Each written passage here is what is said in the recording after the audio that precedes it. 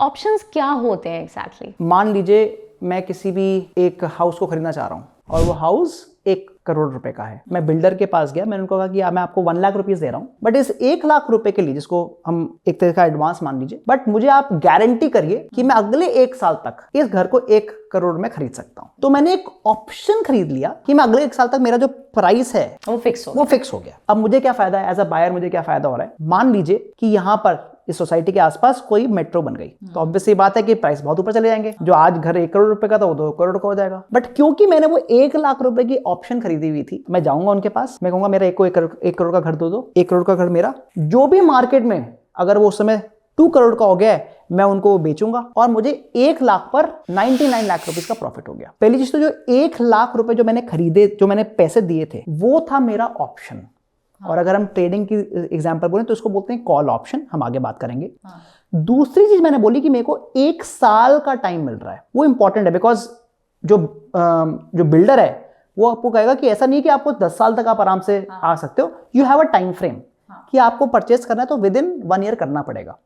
अब इसका मतलब कि अगर कोई भी आदमी और 6 मंथ्स के बाद जा रहा है to get the same deal, तो क्या वो 1 लाख रुपए देना चाहेगा? He will not give 1 lakh rupees, right? क्योंकि वो कहेगा कि अगर मुझे केवल 6 महीने दे रहे हैं आप, तो मैं 50,000 रुपए ही दूंगा जो मैं आपको देने वाला हूं पैसा। अगर आपने मुझे 1 लाख रुपए में 1 साल का टाइम दिया है, तो 50,000 रुपए मैं आपको 6 महीने का टाइम दूंगा।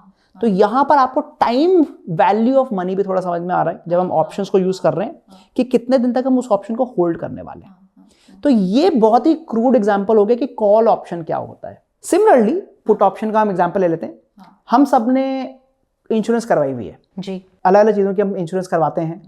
कार इंश्योरेंस हो गया हमारा, घर का इंश्योरेंस हो गया, खुद की लाइफ का इंश्योरेंस हो गया। हम इंश्योरेंस क्यों करवाते हैं? कि अगर कुछ गलत होता है, मतलब इफ समथिंग गोज बैड, तब मेरे को लॉस ना हो और मेरी इंश्योरेंस कंपनी मुझे पैसे दे दे। इसको बोलते हैं पुट ऑप्शन। मतलब अगर मार्केट नीचे गिर रहा है, समथिंग इज हैपनिंग बैड, तब मेरा लॉस ना हो। इनफैक्ट अगर मैंने पुट ऑप्शन खरीदी तो हो सकता है फायदा ही हो जाए। तो अभी तक तो जो मैंने आपको एग्जांपल दिए वो सारे एज अ बायर दिए कि मैं बाय कर रहा हूं। But now think from a seller perspective कि उसको क्या फायदा हो रहा है। जो हमारा एग्जांपल था कि जो जिसके पास घर है, जो 1 लाख रुपए मुझसे लेके गारंटीड अपना जो 1 करोड़ का घर उसको फिक्स कर रहा है, उसको क्या फायदा हो रहा है? उसको ये फायदा हो रहा है कि इन केस उसको पता है कि मार्केट नीचे गिरने वाला है, तो उसको वो 1 लाख रुपए जो मिल रहे थे वो तो उसको फ्री में मिल गए। और दूसरी चीज, उसका जो घर बिकना था उसकी गारंटी भी हो गई, हाँ भाई घर तो बिकेगा ही बिकेगा। तो सेलर पर्सपेक्टिव भी फायदा है। सिमिलरली अगर हम बात करते हैं इंश्योरेंस कंपनीज की, LIC वगैरह, they are such a big companies, because जब हम अपना प्रीमियम खरीदते हैं या अगर हम कोई इंश्योरेंस खरीदते हैं, हम थोड़ी नहीं जा रहे हैं डेली अपना इंश्योरेंस को रिडीम करवाने। बहुत रेयर होता है कि हम उसको रिडीम करवाएंगे। तो इसलिए जो इंश्योरेंस कंपनीज होती हैं उनको यूजुअली प्रॉफिट ही होता है, बिकॉज अगर उन्होंने 1000 लोगों को प्रीमियम दिया है, मुश्किल से एक बंदा आएगा उसको रिडीम करवाने। So that is the basics of options, कि हमारे को एक ऑप्शन मिल रहा है कि अगर कुछ ऊपर नीचे हो जाता है तो मैं अपने आप को सेफ गार्ड कर सकूं। ओके। तो फ्यूचर और ऑप्शन में अगर मैं एक लाइन में डिफरेंस समझना चाहूं तो क्या कह सकते हैं आप इसके बारे में?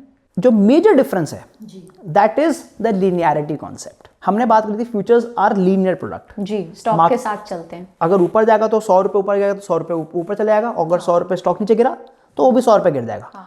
But options are non linear. मतलब अगर स्टॉक ऊपर गया 100 पॉइंट, तो हो सकता है कि मेरा ऑप्शन 70, 80, 100 पॉइंट ऊपर चले जाए। बट अगर स्टॉक नीचे गिरता है 100 पॉइंट, हो सकता है ऑप्शन केवल 5, 10 या 15 रुपए ही नीचे गिरे। सिमिलरली उल्टा भी हो सकता है कि अगर स्टॉक नीचे तो जा रहा है 100 पॉइंट, तो ऑप्शन ऊपर जा रहा है, और जब स्टॉक नीचे गिर रहा है तब स्टॉक मतलब रिवर्स चल रहा है। That means this non linearity concept is the most important part, because अगर आपका जो सिंबल है या आपका जो स्क्रिप्ट है वो नॉन लीनियर है, तो हम एक्चुअली उसमें स्ट्रैटेजीज बना सकते हैं कि अगर कुछ मिस प्राइसिंग हो रहा है तो हम उसका बेनिफिट कैसे लें। तो हम आप काफी डिस्कस भी करेंगे स्ट्रैटेजीज। उससे पहले मैं आपको बताऊंगा कि ग्रीक्स क्या होते हैं, बिकॉज ग्रीक्स को यूज करके ही हम स्ट्रैटेजीज बनाते हैं। So we will discuss that in the future sessions.